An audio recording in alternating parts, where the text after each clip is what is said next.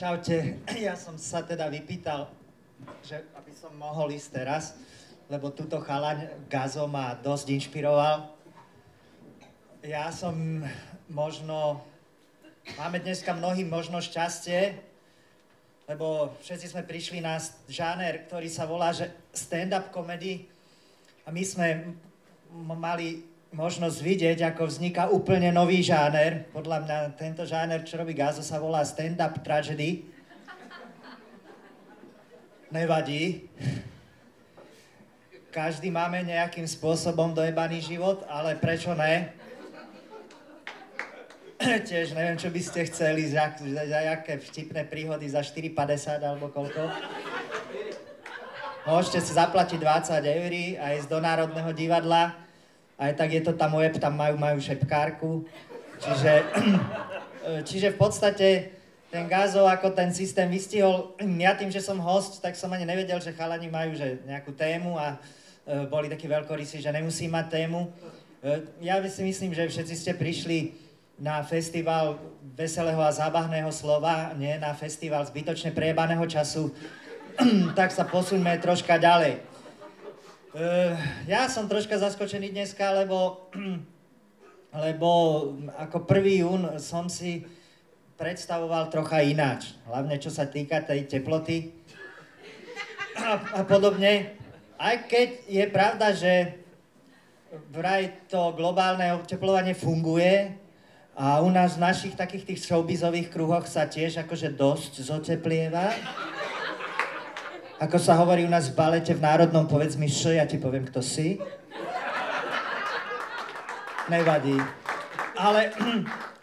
Ale je to v podstate o tom systéme, že oni nás zazojebali s tým počasím. Áno? Oni si všimnite, jak nás ten systém namotal na to, že my sme permanentne ojebávaní, máme pocit, že ne, a ešte keď vás ojebu, tak vy im poďakujete v podstate. Vy si myslíte, že dostali ste nejakú informáciu, ale ne, to je ojeb. Len tak zľahka len keď dám. Áno? O tom nebudeme to rozmazávať akože od malička. Nebudeme rozprávať pičovinu, že Bocian, Včelička a Ježiško. To rovno môžeme preskočiť. Áno? Ojeby z detstva. Ale je to brutál, tam už to začína. Potom len tak ja neviem, čo ma napadne. Napríklad, že 3 mušketieri, oni boli 4. Jaký ojeb? A že Jánošik bohatým bral, ale chudobným tiež. Fantomás to bol Jean Marais. Lasica je zviera. Čierna že vraj zoštihluje. A to som minule videl, takto na ulici Bednárika v čiernom roláku.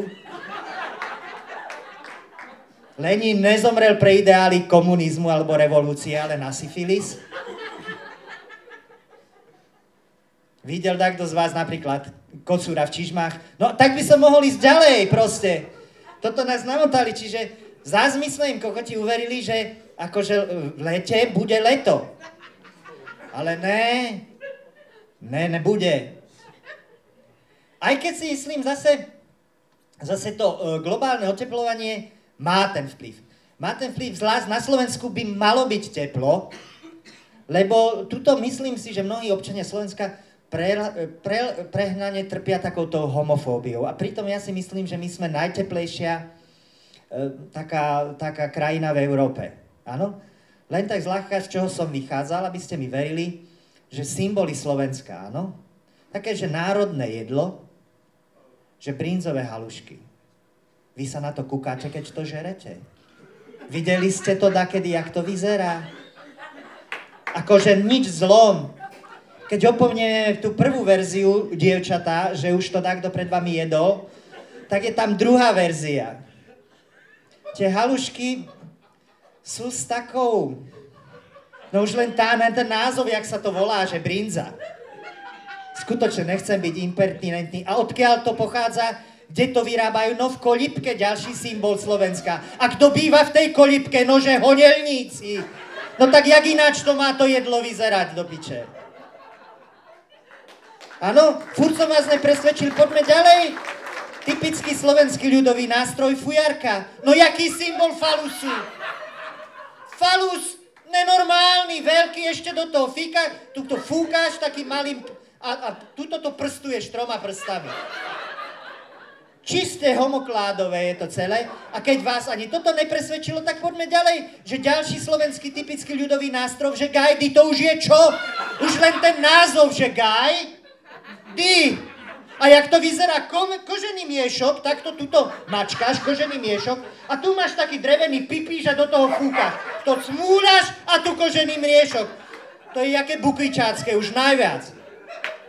Vidím, že niektorí stále pochudujú. Poďme ďalej. Symboly Slovenska, že Jánošík, ale Jánošík a ďalej je to jak? Jánošík a jeho družina, chlapci sokolíci zbíjali v lesíku, odkiaľ? Od buka do buka, a že náhodička. A že tie účesy už len čo mali, že tie vrkôčiky, no živý Versace. Takže neviem, akože kto už by, prečo my sme takí homofóbni? Keď podľa mňa tuto je to epicentrum európske homosexuality, to oproti tomu, čo som vám z histórie slovenských symbolov vymenoval, je tancovanie Viktora Horiana s mužom v tanečnej show, akože už to vedľa toho je dietné párky. No ale proste je to tak. Takže si musíte na to zvyknúť. Že sa aj steplievia, aj v jakej krajine žijeme, aj že vás stále ojebávajú a že vás stále budú ojebávať. Aj keď, neviem, keď hovoríme o tom lete, čo, máme tu zimu a furt hovoríme o tom lete, jak je jebnutý. Ale príde leto a čo robíme? Zapneš si klímu, aby ťa chladila a líže zmrzlinu alebo nanuk. Aby ťa to znútra chladilo, tak na čo si potom celú zimu pičoval, že chceš leto? Keď príde leto a navodíš si zase zimu. A potom, čo je na tom príjemné? Komáre štípu jak kurvy, rozumieš? Zmija, pred 3 týždňami bolo teplo, vyšli tí hady a na Slovensku zmija poštípala človeka, ten zomrel. To už kde sme? Potom potia sa všetci, majú tie tuto tí mapky. Ne, ja sa nepotím, ja som zemepisár, toto je Austrália. No jaké ojeby, to už ti ani malé deti dneska neveria. Keď chodíš v električke, tí mončičáky, keď sa tu nejaké prídu teti z vidieka, mončičák na teba, víš, zarosený, rozumieš? Potom sandále s ponožkami. No čo je na tom lete? Akože dobré, prečo sa to tak túžobne očakávame? Čiže keď si to zhrnieme, je to všetko v poriadku, ako má byť. Sme v homosexuálnej krajine, čiže vnútorne nám môže byť teplúčko. A máme tu pekné tie symbolíky. A tým, že nás stále ojebávajú a my sme si na to zvykli, čakali sme to leto, ktoré nepríde. Jak je len toľko. Díky moc.